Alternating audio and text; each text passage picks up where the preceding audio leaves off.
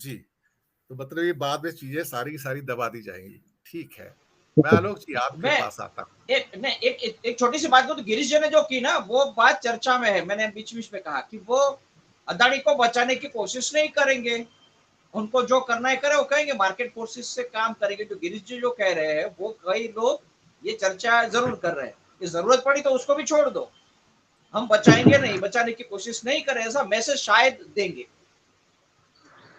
ठीक है आलोक जी, आपने तीनों विद्वानों की बात सुनी और आपने केजरीवाल का भाषण भी सुना। राहुल भी वही भाषा बोल रहे हैं और अब मुझे लगता है कि इसके बाद ये जो संग्राम है वो और भीषण होगा। तलवारें तो खिंच गई, सुप्रीम कोर्ट के मैंडेट से कुछ निकलने वाला नहीं है, क्योंकि वहां पे शेल कंपनीज की जो या हवाला कारोबार है उसका तो मैंडेट ही नहीं है, तो उसको क्या करेंगे, उसका तो मतलब ही नहीं है, वो तो सिर्फ प्राइस स्पेकुलेशन के ऊपर है।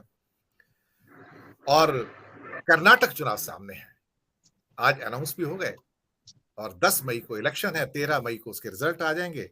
हालात इतने बुरे हो गए हैं कि येडुरप्पा के घर पे हमला हुआ है, बंजारों का बड़ा हमला हुआ है, बच गए उसमें क्योंकि घर में नहीं थे उस समय। लेकिन येडुरप्पा कहते हैं किसी पर एफआईआर मत करो, किसी पर केस मत करो, ये मासूम लोग हैं, इनको करने की जरूरत नहीं है। यानी कि कर्नाटक में हालत कुछ खराब नजर आ रही है और इसलिए सारे के सारे सॉफ्ट अभी चीजें हार्ट निकल कर आ रहा है कि एफआईआर मत करो, भले ही इन्होंने हमला किया है, ये हमारे अपने नागरिक हैं। कमाल की बात है। आलोक जी, आप सारे परिदृश्य जो केजरीवाल का फ्रंटल अटैक है, अभी तक तो वो पीछे थे, ज्यादा बोलने से हिचकिचाते थे मोदी पर अटैक करने से, लेकिन अब ऐसा लगता है कि अब सेनाएं आमने सामने है, लगता है कि अब रेखाएं खिंच रही हैं और ये रेखाएं और फियर्स होती जाएंगी, बल्कि ममता भी आज धरने के ऊपर बैठी हुई है, देखा जाए तो। आलोक जी, आपकी टिप्पणी, आपकी ऑब्जर्वेशंस। धन्यवाद दिनेश। मैं इस पूरे परिदृश्य को दो तरीके से देखना चाहूंगा। पहला, राहुल गांधी एक नायक वाली मुद्रा में आ गए। पिछले 5 महीने के अंदर इतना परिवर्तन आया कि इतना परिवर्तन आया तो वो विपक्ष की राजनीति की वो धुरी बन गए। एक भारत जोड़ो यात्रा और उसके बाद संसद में उनका भाषण और उनके भाषण को एक्सपंज करना और उनकी सदस्यता खत्म करना और फिर बंगला खाली कराने का, और इसके बावजूद अदानी मुद्दे को ना छोड़ना। अब यहाँ पर इसको मैं दूसरे एक और मैं चीजें पढ़ना चाहता हूँ। भारत में अभी तक जितने भी घोटाले हुए हैं वहां पर एक संख्या का बहुत बड़ा योगदान था। अब जैसे अगर बोफोर्स की भी अगर आप बात करें तो वहां पर 64 करोड़ था। 2G की अगर बात करें तो वहां 1,74,000 करोड़ था, कोलगेट का था। इसीलिए राहुल गांधी ने भी, मुझे ऐसा लगता है कि उनके रणनीतिकारों ने भी उनको एक आंकड़ा दिया 20,000 करोड़। क्योंकि बहुत सारी एक अपने जो भारतीय जनता है, जनमानस है, जिसमें वो गांव की है, शिक्षित है, अर्ध शिक्षित है, उसके लिए ये आंकड़ा बहुत महत्वपूर्ण है ना। तो इसीलिए उन्होंने ये आंकड़ा दिया। तो उस आंकड़े से वो ज्यादा ये चीज असर करती है, लोगों तक बैठ जाती है। अब दूसरी बार हम लोग आपके मुख्य मुद्दे पे आते हैं।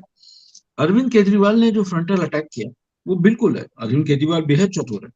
वो इतने चतुर हैं इसलिए उन्होंने इसको चुना, सदन को चुना।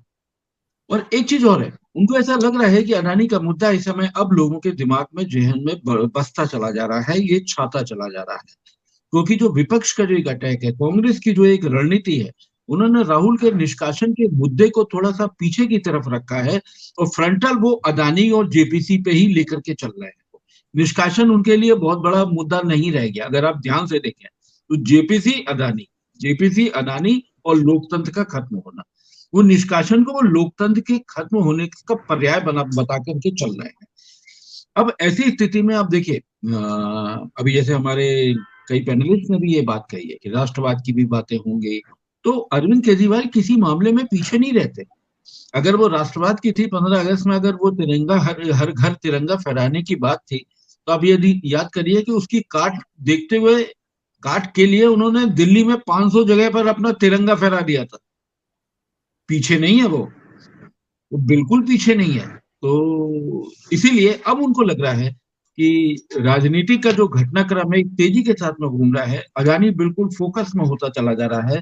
तो अब वो चाह रहे हैं कि जो चुनाव के बाद की जो स्थितियां हैं, एक तो ये कि चुनाव के पूर्व के जो अलायंसेस है उसमें आम आदमी पार्टी की एक महत्वपूर्ण भूमिका हो जाए, क्योंकि अदानी पर अटैक दो ही आदमी कर रहे हैं मुख्य तौर पे, बाकी कोई भी विपक्ष मुख्य तौर पे अटैक नहीं कर रहा है।